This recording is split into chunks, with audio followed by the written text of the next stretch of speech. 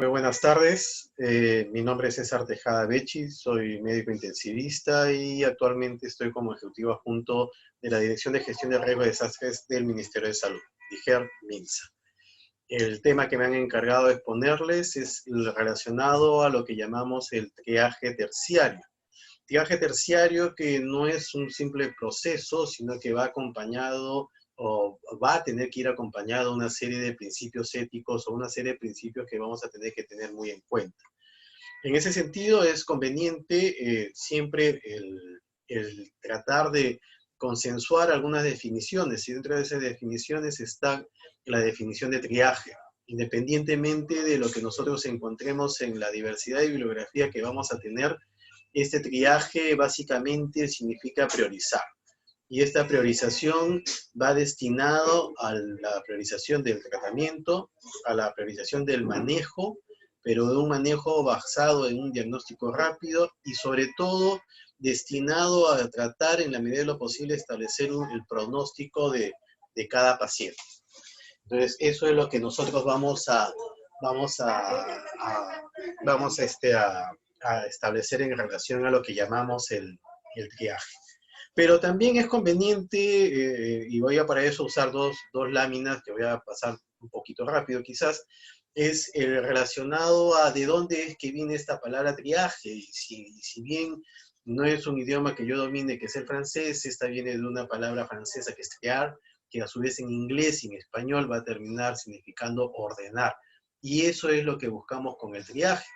Pero si también nos remontamos a la historia de lo que se ha sucedido en medicina, nos tendríamos que remontar a la época de las guerras napoleónicas, en las cuales teníamos dentro del equipo de los ejércitos de Napoleón, teníamos a un médico que era el barón Dominique Jean Leray, quien comenzó a trabajar en definir a quiénes o qué soldados eran a los que iba a comenzar a atender de manera prioritaria, a quienes iba a prestar la primera atención. Y esa primera atención era aquellos que él comenzaba a definir el que tenía la necesidad de cuidados más urgentes, el que estaba un poco más grave, pero sobre todo aquel soldado que con esa priorización de la atención finalmente terminaba nuevamente con alta probabilidad de reincorporarse al ejército de Napoleón. El dibujo que ustedes ven hacia la izquierda es un dibujo que también muestra que no solamente era la atención médica, sino era la necesidad del transporte. Es decir, ya estábamos hablando de un sistema, por decirlo de alguna manera, de ambulancias que trataba de establecer cuál era esa priorización, por decirlo de alguna manera, de estas atenciones. Dicho esto, lo que tenemos que de alguna manera dejar lo mejor establecido posible son aquellos componentes del triaje. Y dentro de esos componentes vamos a encontrar la clasificación y la racionalización. En el tema de la clasificación es básicamente el realizar o clasificar a los pacientes, y al hacerlo nosotros estamos haciendo una priorización de su atención. Pero esa priorización de la atención tiene que estar relacionado a algo, y ese relacionado a algo o en función de qué es la gravedad de sus enfermedades. Es decir, comenzamos a clasificar quién va a tener la primera atención, el más grave dentro del cuadro que tenemos. Pero también existe otro componente importante, ya no es solamente clasificar de acuerdo a la gravedad, sino es clasificar de acuerdo a los recursos que yo vaya teniendo, que la institución vaya teniendo, y esos recursos de alguna manera optimizarlos en relación a su disponibilidad, y al hacerlo, dirigirlos a aquellos que, a pesar de la gravedad que puedan tener sus enfermedades, recuerden la clasificación, el punto anterior, es dirigirlos a aquellos que tienen más probabilidades de beneficiarse de ellos. La gravedad o la situación de un paciente puede incluso llevarnos a un punto en el que, haciendo la evaluación que corresponda, nos está diciendo, pues tengo pocas posibilidades de lograr algo. En ese sentido, racionalizo los recursos. Entonces, estos son los dos componentes: clasificar y racionar. Adicionalmente a ello, nosotros, y en base a lo que ya hemos estado diciendo, dentro de todo el manejo de un evento masivo, ahora ya estamos en el escenario de una situación en la que comenzamos a tener una gran cantidad de pacientes y una poca cantidad de recursos probablemente, es que tenemos que el triaje y un triaje adecuado me va a llevar a un manejo satisfactorio frente a estas eventualidades o desastres masivos. Y este triaje adecuado se convierte finalmente en un determinante muy importante para la sobrevivencia de aquellas personas o de aquellos pacientes que han llegado a nuestro establecimiento de salud críticamente enfermos. Entonces, el triaje, si yo lo hago de una manera adecuada, me da más posibilidades de sobrevivencia de estos pacientes críticamente enfermos.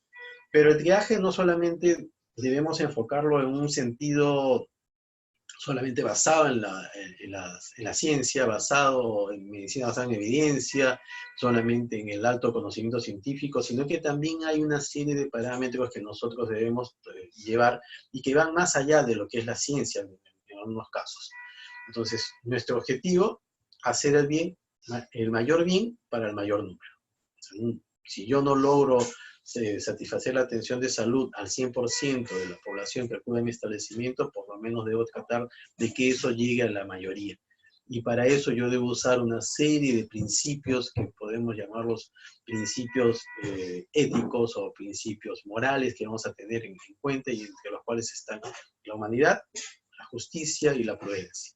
Estos tres principios en su conjunto me van a llevar de la mano y en conjunto con todo el conocimiento científico que podamos tener, a lograr que el triaje que vayamos a hacer lleve al beneficio, no individual, sino un beneficio de la gran masa y de la mayoría de las personas que podamos tener en nuestro establecimiento. Nosotros vamos a tener, y el título de la exposición es triaje terciario. Si yo hablo de triaje terciario, significa que por un lado tengo triaje primario y también tengo triaje secundario. Entonces, ¿qué es lo que nos lleva el triaje primario? Este triaje primario básicamente es aquello que se hace en el mismo campo donde ocurre un determinado evento, un determinado desastre, una situación de necesidad de atención masiva. Ese primer paso o ese primer triaje, generalmente se usan criterios, quizás no sea lo más adecuado decir simples, pero lo vamos a colocar ahí, pero sí rápidos. Y estos triajes primarios no siempre tienen que ser hechos por personal médico o personal de enfermería, sino que en la gran mayoría va a ser realizado por paramédicos. En cambio, en el triaje secundario, este triaje secundario ya es realizado a la llegada al hospital. Generalmente lo van a realizar los médicos de urgencia y en base a ese triaje se van a priorizar áreas de tratamiento y áreas de destino de estos pacientes y con ello decidir el manejo que se va a hacer. Con eso, ¿qué es lo que estamos intentando lograr? Decisiones más precisas, más adecuadas en cuanto al tratamiento y manejo de cada uno de estos pacientes. Entonces, el triaje terciario ya no es solamente el tema que está realizando inicialmente a la llegada del establecimiento de salud el personal de la emergencia, sino que acá ya está interviniendo otros especialistas que con conocimiento de áreas críticas, generalmente médicos intensivistas, y en el cual ya comenzamos a no solo usar criterios simples, sino comenzamos a establecer una serie de parámetros fisiológicos, un examen un poco más estructurado, un poco más dirigido, y que va incluso al uso de una serie de scores pronósticos en muchos casos, que me van a ayudar a decidir quién es el paciente más grave, pero a la vez quién es el paciente por el cual, o la persona por la cual puedo intentar hacer más cosas. ¿Y eso a qué nos va a llevar? A que este triaje terciario nos va a llevar al manejo definitivo, pero en áreas críticas. Ya no solamente en la emergencia como tal, en un tópico en especial, sino ya es el manejo final en áreas críticas. Entonces, yo tengo que tener muy en cuenta en ese tema del triaje terciario, que en más de una situación yo puedo darme con la eventualidad de que mis recursos son insuficientes para satisfacer la demanda. Entonces, en ese sentido, este triaje lo que va a buscar es racionar los recursos.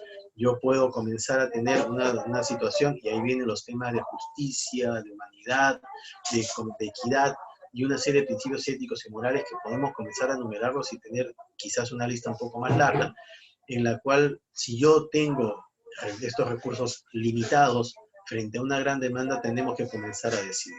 a decidir quiénes son los que finalmente van a llegar a esa área crítica. Y que esos recursos que generalmente en la atención crítica pueden agotarse, o los tenemos disminuidos, o los tenemos limitados, vamos a encontrar ahí, y dada la coyuntura en la que nos encontramos actualmente, y lo estamos viendo constantemente en las noticias, no solamente nacionales sino internacionales, es ventiladores mecánicos y monitores. Entonces ese es un recurso que no es un recurso infinito, que es un recurso que tiene un determinado número, pero cuando esa demanda supera este número, entonces es que comenzamos a vernos en la necesidad de tomar decisiones difíciles que no solamente pasan por una sola cabeza, sino que idealmente deberían pasar por un grupo de trabajo, si quieren podemos llamarlo comité, que va a comenzar a decidir quiénes son los que van a comenzar a ser beneficiarios de ello. En segundo lugar, estos recursos que también se pueden agotar es la cantidad de personal capacitado. La coyuntura actual, nuevamente, si vamos otra vez a lo que constantemente vemos en las noticias, es estamos hablando de COVID-19, estamos hablando de ese grupo de personas o de pacientes que están en situación crítica. ¿Cuánto personal tenemos para que pueda ser manejado o puedan manejar esta situación crítica? ¿Cuánto personal especializado en cuidados críticos o cuidados intensivos tenemos? Entonces es un recurso que no es que se agote, sino que lo tenemos en cantidad insuficiente. Y en este caso muy especial de COVID-19 no solamente se trata de cuántas personas tenemos, sino que el personal que atiende a los pacientes también está potencialmente en riesgo de contraer infecciones y por lo tanto disminuir esta capacidad. Junto con la presencia de los ventiladores mecánicos y monitores está la disponibilidad de camas. Sobre todo cuando hablamos de cuidados intensivos estamos hablando de una unidad. Es decir, no podemos separar el ventilador mecánico de la disponibilidad de camas, pero tampoco podemos separar el ventilador mecánico de las camas de personal capacitado. O sea, de nada nos sirve tener un ventilador mecánico o una disponibilidad de camas si no tenemos a alguien que haga el manejo adecuado. Pero existe un cuarto factor que está relacionado a que si tengo la suficiente cantidad de medicamentos para otorgárselos a los pacientes. Y cuando hablamos de medicamentos, no solamente estamos hablando de un determinado inyectable, de un determinado fármaco, de una droga en presentación endovenosa, o en presentación parenteral, o en presentación oral, sino que también tenemos, entre otras cosas, incluso hasta la misma provisión de oxígeno, entendiendo que el oxígeno finalmente tiene un comportamiento similar al de un fármaco. O sea, tiene utilidad, buscamos un objetivo, pero también tiene toxicidad. Entonces, se dan situaciones en las que podría yo no contar con ello. Y lo que ustedes ven ahí entre paréntesis que no necesariamente es un medicamento, pero que está muy relacionado a la capacidad que tiene el personal de poder enfrentarse a situaciones como las de la actual coyuntura. Es decir, tener los suficientes elementos de protección que me permitan dar la atención necesaria. Yo puedo tener suficiente número de personal, lamentablemente no es un escenario que lo tenemos con total seguridad actualmente, pero que es algo que finalmente, que debe estar unido a que este personal debe tener los elementos suficientes para protegerse. Debemos cuidar al que va a cuidar. Las limitaciones de recursos nos obliga o comienza a tratar de establecer cómo vamos a hacer esa distribución de los mismos. Entonces, existen una serie de criterios que podemos comenzar a tener. No necesariamente uno es más, va a desplazar al otro, o uno termina siendo más importante que el otro, pero son los escenarios los que nos van a hacer decidir cuál de todos estos elementos vamos a comenzar a usar. Probablemente el más simple, o el más razonable, si lo queremos ver de alguna manera, es el primero que llega, es el primero que es atendido.